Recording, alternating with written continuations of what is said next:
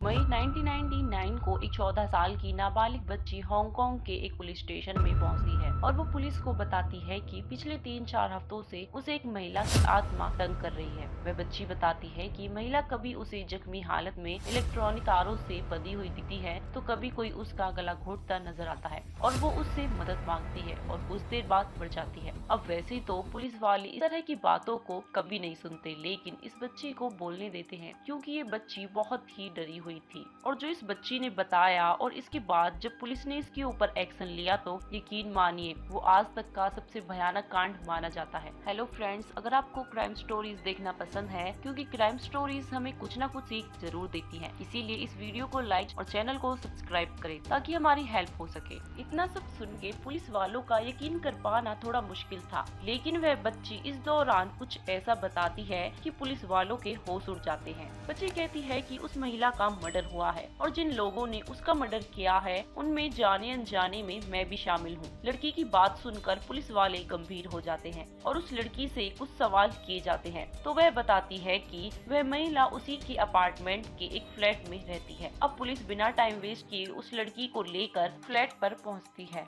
अब Hong Kong police उस flat का गेट तोड़ देती है तो अंदर से काफी भयानक बदबू आने लगती है। अब पुलिस उस रूम में कुछ नोटिस करती है कि उस रूम में सारा सामान हेलो किटी डॉल से भरा हुआ है। यहाँ तक कि पर्दे, टॉवल और बेडशीट पर भी हेलो किटी डॉल बना हुआ है। वहीं बेड पर एक जलपरी के आकार की हेलो किटी डॉल रखी हुई थी और जब पुलिस ने उस डॉल को उठाया तो अंदर से एक महिला का कटा हुआ सर निकलता है, जिसे देखकर पुलिस हैरान हो जाती है। सिर को देखकर ऐसा लग रहा था जैसे उसे गर्म पानी में उबाला गया है और सिर के टुकड़े करने की भी कोशिश की गई है। अब पुलिस गंभीर होते हुए ये मान लेती है कि किसी का मर्डर हुआ है, लेकिन अब पुलिस को ये पता लगाना था कि मर्डर किसका हुआ है। पर उससे पहले मैं आपको स्टार्टिंग में लेके चलती हूँ जब इस हेलो किटी कांड की शुरुआत हुई थी। हांगकांग में एक साधारण से परिवार में पैदा हुई फैन मैन ही बचपन में ही लावारिस हो गई थी। उसके माता पिता ने उसे छोड़ दिया था। उसका बचपन चाइल्ड होम में बीता था और जैसे ही फैन 16 साल की हुई तो उसे अपना ये चाइल्ड होम छोड़ना पड़ा और अब उसे अपने लिए कमाना था ताकि वो अपना पेट भर सके।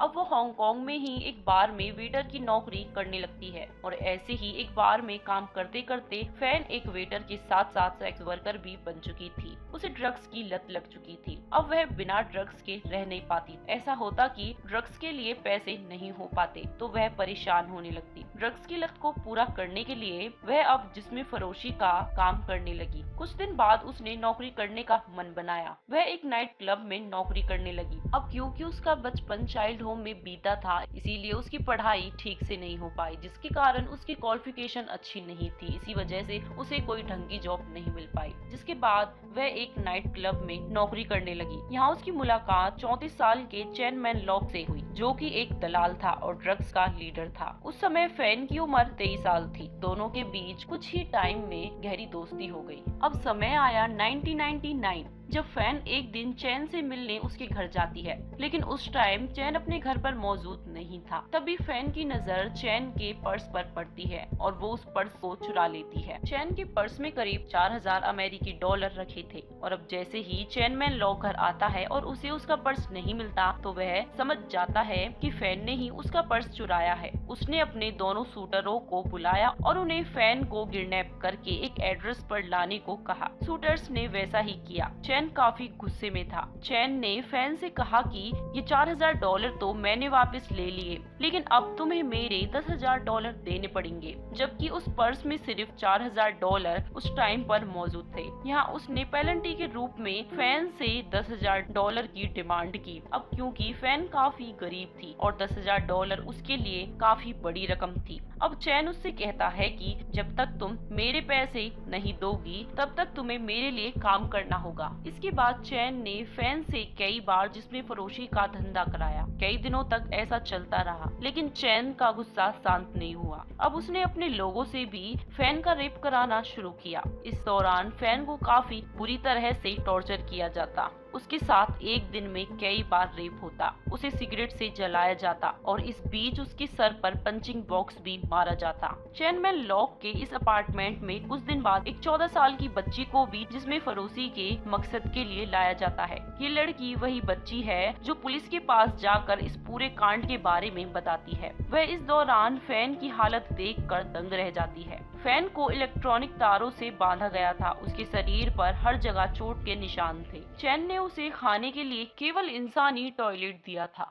लेकिन अभी भी चैन के वो $10,000 पूरे नहीं हो पाते हैं। तब यहाँ पर सबसे पहले चैनमैन लॉक ने सोचा कि अब हमारे पास और कस्टमर नहीं आएंगे, अब हम और ज्यादा फैन से पैसे वसूल नहीं कर पाएंगे। अब इन लोगों के दिमाग में बहुत ही भयानक कांड आता है जो ये फैनमैन यी के साथ करने वाले थे। अब ये 4 लोग थे, जिनमें से एक चैनमैन लॉक, 2 शूटर और एक वो 14 साल की बच्ची। अब इन तीनों ने फैनमैन यी के चारों तरफ खड़े होकर प्लास्टिक को जलाना शुरू किया और प्लास्टिक जलते जलते टपकना शुरू हो जाता। अब वो जैसे ही टपकता तो ये तीनों फैन के शरीर पर उसे अलग अलग जगह गिरा रहे थे और वो जलता प्लास्टिक फैन बेचारी के शरीर पर पूरी तरह चिपक जाता है। अब उसके शरीर पर छाले पड़ जाते हैं, लेकिन अभी भी इन तीनों की दरिंदगी खत्म नहीं होती। अब इन्होंने यहाँ पे उस 14 साल की बच्ची के सामने फैन के पैरों को जिंदा ही जलाना शुरू कर दिया, वो भी लाइटर से, और फैन अभी भी तड़प रही थी।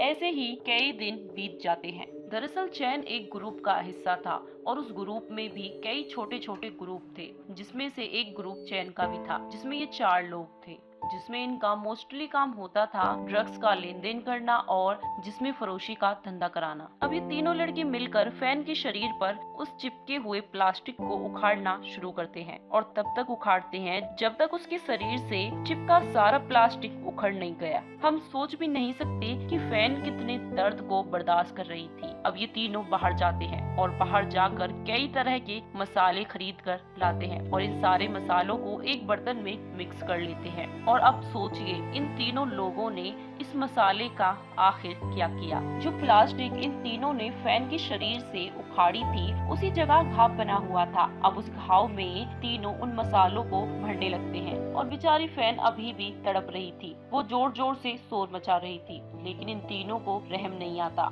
लोग उसे पूरे 1 महीने तक टॉर्चर करते हैं। अचानक एक दिन फैन की मौत हो जाती है और चैन अब फैन की लाश को ठिकाने लगाने की सोचता है। तब और भी भयानक आखिरी बार ये लोग फैन के साथ करते हैं। ये लोग उसके शरीर के छोटे छोटे टुकड़े करते हैं और फिर उन टुकड़ों को कुकिंग करके अलग अलग जगह फेंकने की तैयारी करते हैं। अब बस फैन का सर बचा था। इस पर ये लोग तय करते हैं कि हम इसे हेलो किटी डॉल के अंदर डाल देंगे ताकि किसी को शक ना हो और ये किसी के हाथ भी ना लगे और किसी को कुछ भी पता नहीं चलेगा। फैन को मरे हुए अब 1 महीना हो चुका था। इसी दौरान मई में 14 साल की लड़की ने पुलिस को इस कांड की पूरी सूचना दी। उसने पुलिस को बताया कि डर के कारण वह किसी को कुछ भी नहीं बता पाई, लेकिन जब फैन की आत्मा ने मेरे सपनों में आकर बताया कि उसे किस तरह मारा गया है तो वह सिहर गई। इसके बाद भी उसने इग्नोर किया, लेकिन फैन की आत्मा बार बार उसके सपनों में आती थी और वह गिड़गिड़ाती थी कि मुझे बचा लो। इसके बाद ही उसने पुलिस को सूचना दी। पुलिस ने मामले की पड़ताल के बाद तीनों आरोपियों को पकड़ा। कोर्ट में केस चला।